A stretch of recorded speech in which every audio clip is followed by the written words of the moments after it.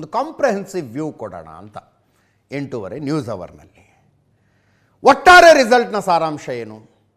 ಪಶ್ಚಿಮ ಬಂಗಾಳ BJP ದೊಡ್ಡ ಮಟ್ಟದಲ್ಲಿ ಗೆದ್ದುಕೊಂಡಿತು. ಪಶ್ಚಿಮ ಬಂಗಾಳದ ಮತದಾರನೇ ಹಾಗೆ, ಈದರ್ ದಿಸ್ ಆರ್ ದ್ಯಾಟ್.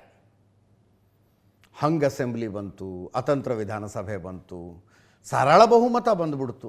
ಇಲ್ಲ, ಯಾರನ್ನು ಗೆಲ್ಲಿಸಿದ್ರೂ ಭರ್ಪೂರೇ ಗೆಲ್ಲಿಸೋದು ಪಶ್ಚಿಮ ಬಂಗಾಳದ ಮತದಾರ. ನೋಡಿ, ಅಲ್ಲಿ ಕಳೆದ ಸಲ 215 ಕ್ಷೇತ್ರ ಗೆದ್ದಿದ್ದ ತೃಣಮೂಲ ಕಾಂಗ್ರೆಸ್ಸನ್ನು 79ಕ್ಕೆ ತಂದ. ಕಳೆದ ಸಲ 77 ಸ್ಥಾನ ಗೆದ್ದಿದ್ದ BJPಯನ್ನು 208ಕ್ಕೆ ತಗೊಂಡು ಹೋಗಿದ್ದಾನೆ ಪಶ್ಚಿಮ ಬಂಗಾಳದ ಮತದಾರ.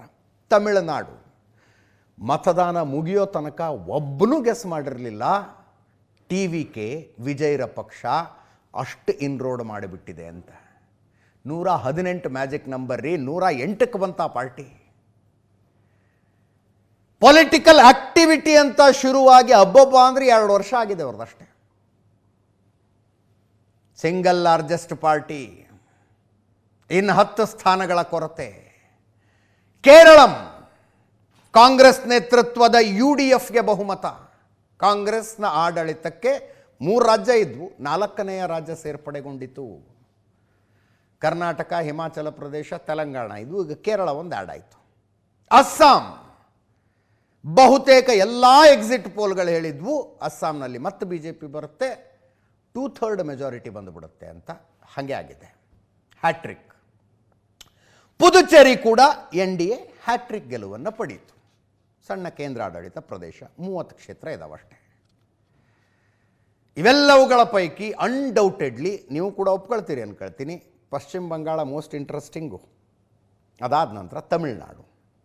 ಪಶ್ಚಿಮ ಬಂಗಾಳ ಫೈಟ್ ಹೆಂಗೆ ನಡೆಯಿತು ಅನ್ನುವ ಕಾರಣಕ್ಕೆ, ತಮಿಳುನಾಡು ರಿಸಲ್ಟ್ ಹೆಂಗೆ ಬಂತು ಅನ್ನುವ ಕಾರಣಕ್ಕೆ. ಲೆಟ್ಸ್ ಸ್ಟಾರ್ಟ್ ವಿತ್ ಪಶ್ಚಿಮ ಬಂಗಾಳ.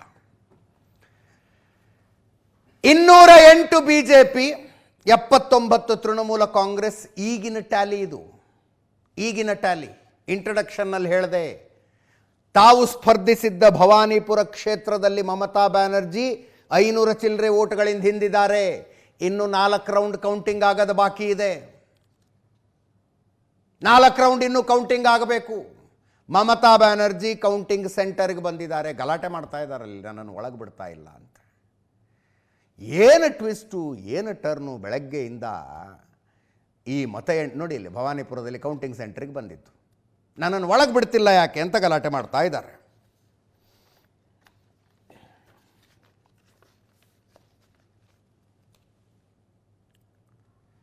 ಇನ್ನೂರ 94 ಕ್ಷೇತ್ರಗಳು ಪಶ್ಚಿಮ ಬಂಗಾಳದಲ್ಲಿ. ಒಟ್ಟು 1 ಕ್ಷೇತ್ರದಲ್ಲಿ ಎಲೆಕ್ಷನ್ ಆಗ್ತಾ ಇದೆ, ವೋಟಿಂಗ್ ಆಗ್ತಾ ಇರುವ ಕಾರಣಕ್ಕಾಗಿ ರಿಸಲ್ಟ್ ಬಂದಿಲ್ಲ.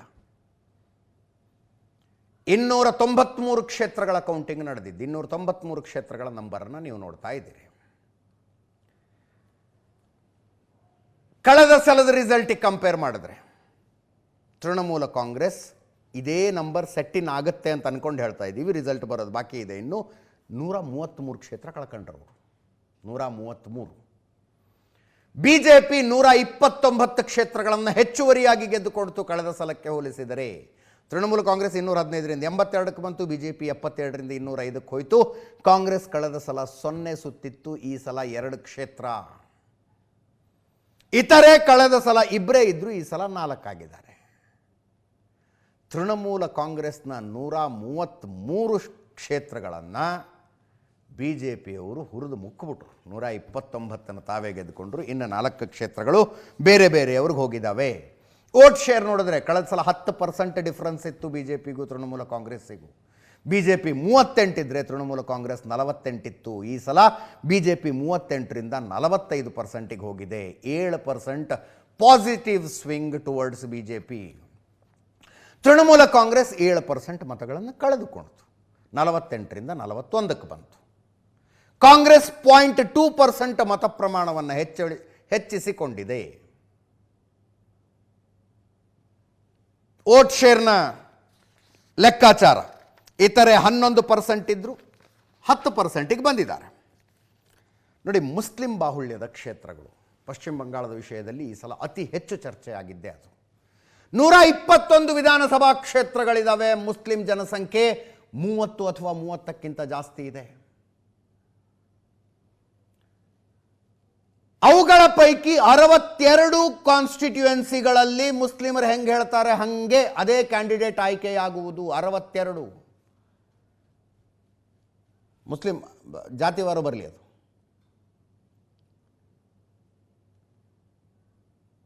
ಅರವತ್ತೆರಡು ಕ್ಷೇತ್ರಗಳು ಮುಸ್ಲಿಮರ ಡಿಸೈಡಿಂಗ್. ಅವುಗಳ ಪೈಕಿ 19 ಬಿಜೆಪಿ ಗೆದ್ದುಕೊಂಡಿತು. ಕಳೆದ ಸಲ 121 ಕ್ಷೇತ್ರಗಳ ಪೈಕಿ ಬಿಜೆಪಿ ಗೆಲ್ಲೋದಕ್ಕಾಗಿದ್ದು 5 ಮಾತ್ರ, 30 ಅಥವಾ 30ಕ್ಕಿಂತ ಜಾಸ್ತಿ. ಈ 62 ಕ್ಷೇತ್ರಗಳೇನಿದಾವೆ 50%ಗಿಂತ ಹೆಚ್ಚು ಮುಸ್ಲಿಮರಿದ್ದಾರೆ. 50%ಗಿಂತ ಹೆಚ್ಚು ಮುಸ್ಲಿಮರು. 19 ಬಿಜೆಪಿ ಗೆದ್ದುಕೊಂಡಿತು. ಹೆಂಗೆ ಸಾಧ್ಯ ಆಯಿತು? ಮುಸ್ಲಿಂ ಕನ್ಸಾಲಿಡೇಷನ್ ಆಗುವ ರೀತಿಯಲ್ಲಿ ಹಿಂದೂ ಕನ್ಸಾಲಿಡೇಷನ್ ಆಯ್ತಲ್ಲಿ. ಎಸ್ಸಿ ಕ್ಷೇತ್ರಗಳು 68, ಅವುಗಳ ಪೈಕಿ 47 ಬಿಜೆಪಿ ಗೆದ್ದುಕೊಂಡಿತು. ತೃಣಮೂಲ ಕಾಂಗ್ರೆಸ್ 19.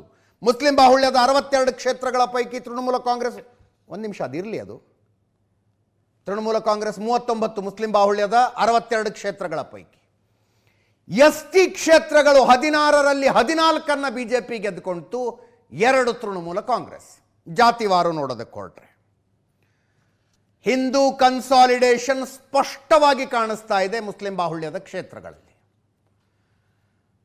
30%ಗಿಂತ ಹೆಚ್ಚು ಮುಸ್ಲಿಂ ಜನಸಂಖ್ಯೆ ಏರಿದರೆ ಅಲ್ಲಿ ಬಿಜೆಪಿ ಗೆಲ್ಲುವುದಕ್ಕಾಗುವುದಿಲ್ಲ ಅನ್ನುವ ಸನ್ನಿವೇಶ ಇತ್ತು. ಇಲ್ಲಿ 50%ಗಿಂತ ಹೆಚ್ಚು ಮುಸ್ಲಿಂ ಜನಸಂಖ್ಯೆ ಇದ್ದರೂ ಕೂಡ ಹಿಂದೂ ವೋಟ್ ಬ್ಯಾಂಕ್ ಒಗ್ಗಟ್ಟಾದರೆ ಗೆಲ್ಲಬಹುದು ಅನ್ನುವುದನ್ನು ಈ ಸಲ ಪಶ್ಚಿಮ ಬಂಗಾಳದಲ್ಲಿ ಬಿಜೆಪಿ ತೋರಿಸ್ತು.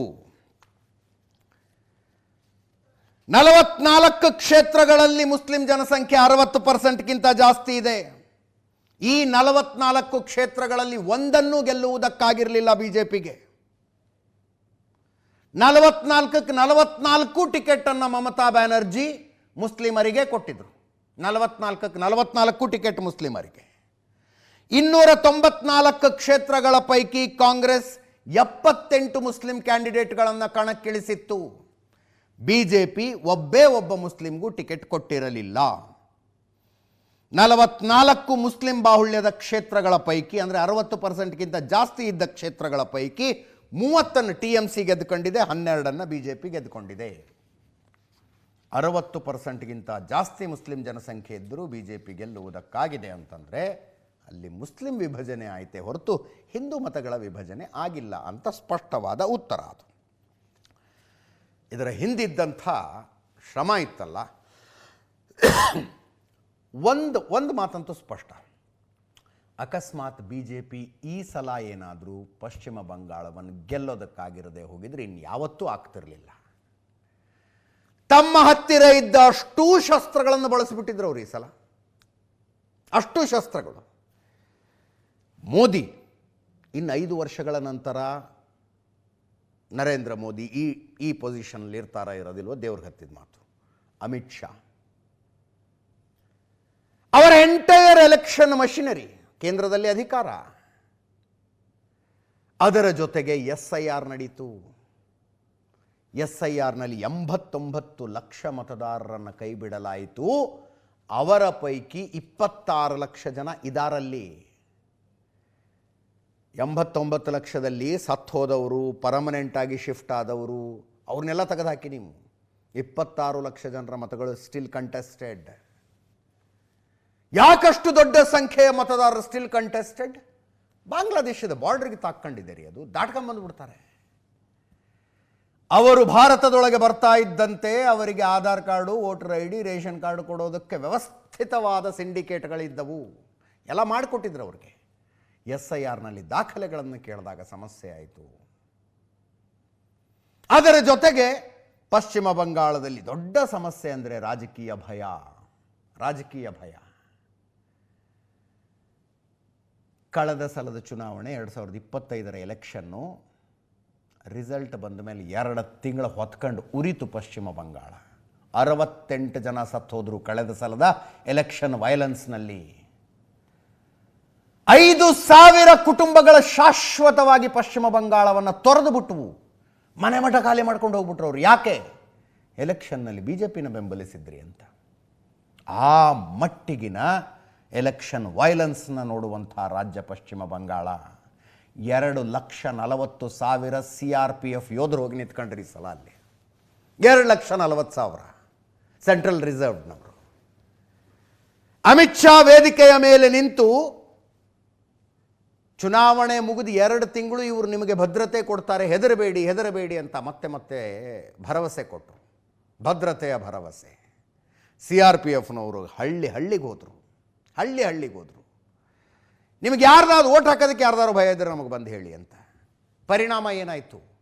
ಕಳೆದ ಸಲ 62% ಮತದಾನ ನಡೆದಿದ್ದ ವಿಧಾನಸಭಾ ಕ್ಷೇತ್ರಗಳಲ್ಲಿ ಈ ಸಲ 87-88% ವೋಟಿಂಗ್ ಆಯಿತು. SIR 10% ತೆಗೆದು ಬಿಡಿ ನೀವು.